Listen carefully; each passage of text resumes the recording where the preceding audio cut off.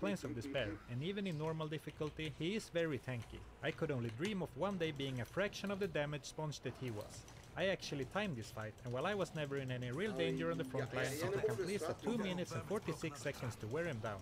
Just a little benchmark, so that the reality of how grindy this challenge was becoming isn't lost in the highly edited final video, because it was already a very grindy playthrough, though it was still well worth it, because the quest reward for killing Israel is a whooping 2 extra skill points. This allowed me to unlock another great defensive skill for the Paladin, Holy Shield. Well, technically it's available already at level 24, but I had forgotten to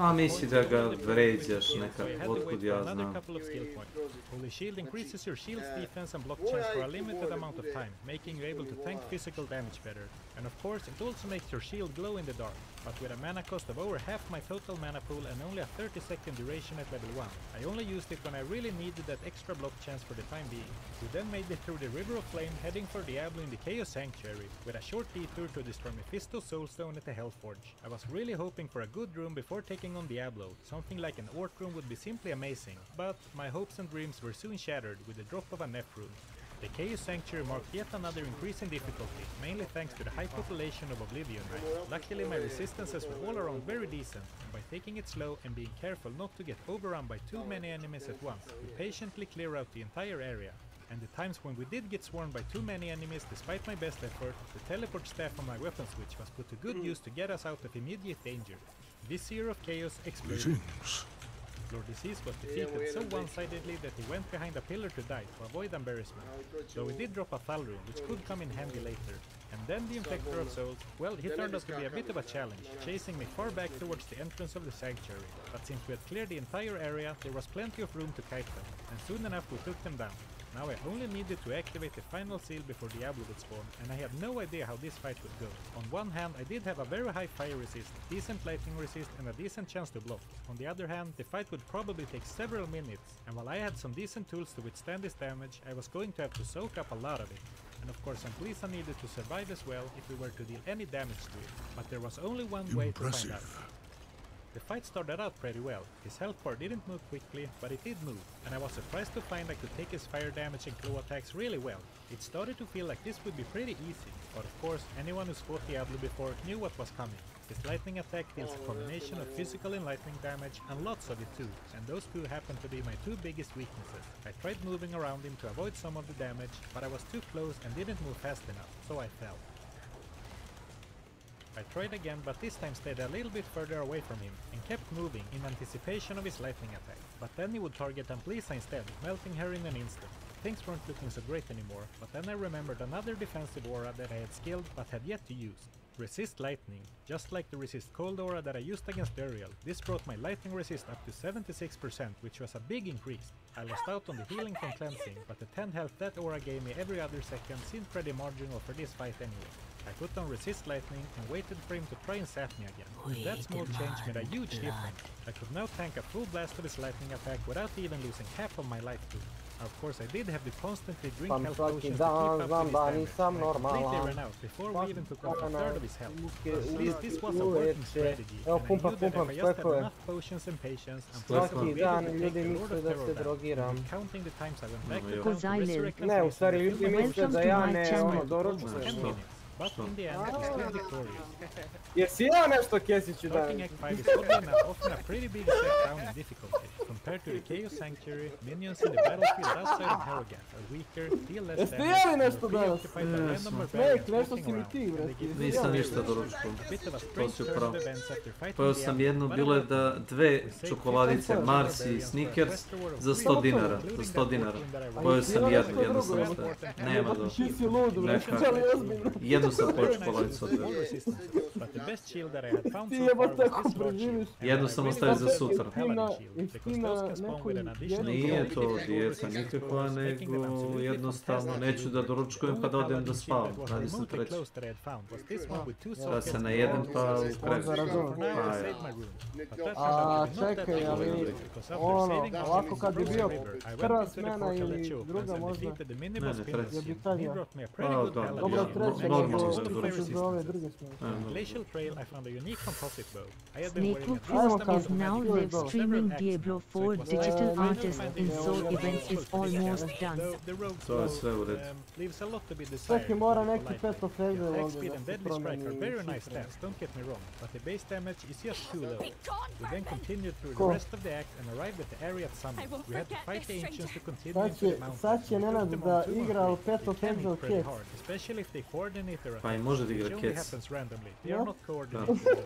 But between my 60% chance to block and a lot of health potions, I managed to keep both myself Ako and at kupiš least te alive, while she štabove slowly drained her health with her poison. za Before dvojku not too long, dobiješ the ih first sve of u them kecu, fell. znaš. Once the fight was a fair 2 versus 2, Ozbiljno, it was eto, over, džabe because si. now they couldn't muster up enough damage together Igrat to će- really threaten either of igrat us. će pet of Lisa evil cleaned Cats. up the last 2, and when we finished the Zato quest, što je we leveled up to level bezobrazan, 30.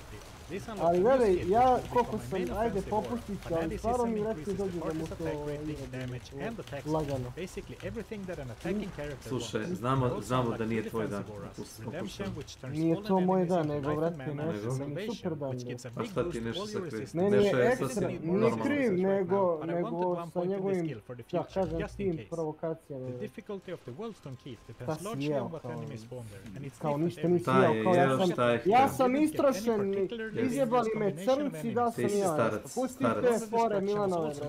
Kaže, isti brate, pa ti si Milan V2, perhaps jebote. not come as a surprise that the final enemies before Budala the je. hack boss are strong, but there was a huge difference between Lister and his pack and everyone who came before them. Even though I was able to separate a few of them from the rest, they really overpowered us. They knocked me back all over the place, and even when I could stand my ground, I couldn't tank the 3 of them for long at all before I had to retreat and heal. And on top of that, Amplisa barely scratched them with their high health and 95 poison resist. Yes, that's right, 95%. Treba In neku normal, da ti, I consider going da back ti to farm a zjebe. bit for Svi the biste extra level, hteli da hoping to vas find a better weapon bekam for Amplisa. But I didn't Šmar. want to Cepa. reset the game and have to Cepa. start the throne room all over again. So first I decided to see if maybe it was enough to get her a different kind of weapon which didn't deal poison damage. Gambled those upon her, and after about 50,000 gold gambled, I got this massive longbow of 4.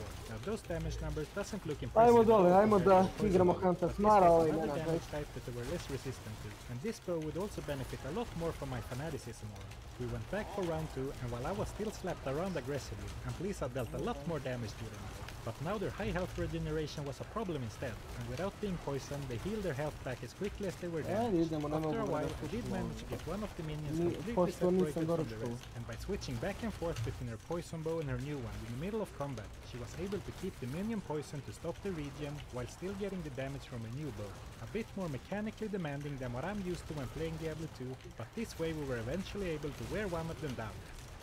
But that was just a single one. Well, at least I had figured out a way to defeat them, but it required lots of luck to get them separated one by one, a lot of health potions, and a lot of time. So instead, I decided to use a bit of a cheesy tactic to bypass the rest of them. By luring all of them out of the throne room, the game will think that they're dead and trigger Bale to move on without having to defeat them. I generally don't like to use this trick in challenge runs, but this challenge was grindy enough as it was, and I can promise you there are still a lot of grindy fights ahead of us. As for the final fight against Bale, well, one of his spells are good at punishing spellcasters, and another one pushes you back and chills you to interrupt melee fighters. But against someone who was just happy to stand there and take it to the face, he didn't have the right to. He just didn't have enough damage output. But that's not to say that the fight didn't still take a really long time, because he's very tanky and he likes to teleport around a lot, which messed with Amplisa's positioning. But after over 20 minutes of grinding, tons of health potions consumed, many revived mercenaries, and almost all of my gold spent, we finally defeated Bale and beat normal difficulty. And for our troubles, we got the unique bow, and I was extremely excited to see this because I knew exactly what this bow was. The Tuku Shakaku. Wow, what a great item to find on a run focused around the rogue mercenary. Plus the bow skills, great damage, piercing attacks, and always firing explosive arrows. Oh boy, what an exciting find. But somewhere in the back of my mind, a forgotten memory had started to resurface. For some reason, I couldn't help but think that there was something bad about this item in combination with mercenaries. And well, a quick search revealed that I was unfortunately right. Apparently, the exploding arrows doesn't work when a mercenary uses the bow. It shows the visual effect, but the explosion deals no damage. This was of course a big letdown, but even without the extra splash damage, it was still a very good bow and would be a huge upgrade for us. In a few levels, because we had fallen a bit behind on experience by skipping a lot of enemies in the last part of the act. I was almost ready to enter Nightmare, but with that bow break, I decided to farm the missing few levels before I started the next difficulty. And a horde of demons laid later, we both hit level 33 and at least I could wield a new bow. And just for comparison, here's what fighting Eldritch looks like with a new bow compared to her old one. Quite the difference, right? And while it seemed to hold true that the exploding arrows from her bow didn't deal any splash damage, those attacks still dealt her normal single target attack damage, and her own exploding arrow skill seemed to work just fine. So bugged or not, the new bow was a massive upgrade. And with that, we moved on to the next difficulty. So despite that upgrade, Nightmare wasn't trivial by any means. Especially difficult packs of elite enemies started to pose a real threat. And I'll take a brief moment to rant a bit about Lisa's AI again, because as enemies got stronger, it became very apparent that she was the cause of a lot of our problems. So many times Lisa would decide to stop attacking during critical moments in battle and aimlessly walk back and forth when a well-placed exploding arrow would have won the fight outright. And whenever I encountered a strong enemy and ran up to them to tank them, creating space for Lisa to attack from a distance, she would often instead join me in walking right up to the enemy. I thought that the teleport staff that I bought earlier would be a niche tactic for special situations, but the longer into the game we progressed, it started to become an integral part of our fighting strategy. But despite our differing definitions of a solid battle plan, we reached the Forgotten Tower and I planned to once again stick around for some rune farming. I was originally planning on really grinding this place to secure a nice bow upgrade for Lisa, which was of course no longer necessary, but I still wanted a few specific runes before we moved on. After about an hour and a half I had found most of the runes that I was looking for. The main ones were Shale, Io, Tal, and Tal, Tal, Orc, and so two very good rune runes. But I have not been able to find the right base items yet, so let's come back to runeworks once I find some bases. I also found a unique gothic plate in the tower. Grapple Cage's Crushing Blow, which while less effective on range attacks, could help against enemies with lots of life, like Aggressor. It also has a chance to cause monsters to flee on hit, which is typically annoying, but in this challenge it could actually be a decent help to keep some of the heat off of me. The Andorial fight was a little sketchy, with my health pool bouncing up and down in big swings, and if I tried to retreat for just a second to recover my health, he chewed up on Lisa in an instant. But we did eventually take her down, as it was a pretty decent ring upgrade, with big cold resist, a little poison resist, and some baby magic damage reduction. But Andorial would soon give me something even better. Throughout Nightmare I mixed progressing through the questline with going back to farm her, since I could take her down pretty reliably, and on one of those farming trips she dropped a unique round shield. Moser's Blessed Circle is a great shield with a big bonus to all resistances, a very high block chance, and 2 open sockets. I had 2 perfect diamonds waiting in the stash, and the Mosers ended up being quite an upgrade for me, maxing out all of my resistances even with a Nightmare penalty, and also maxed out my chance to block while I had the Holy Shield active. This was a little surprising to me, as I was 100% expecting to be wearing Paladin Shield runewords in this challenge, but I was certainly not complaining. And then on to Duriel, who could soak up damage decently, but not as well as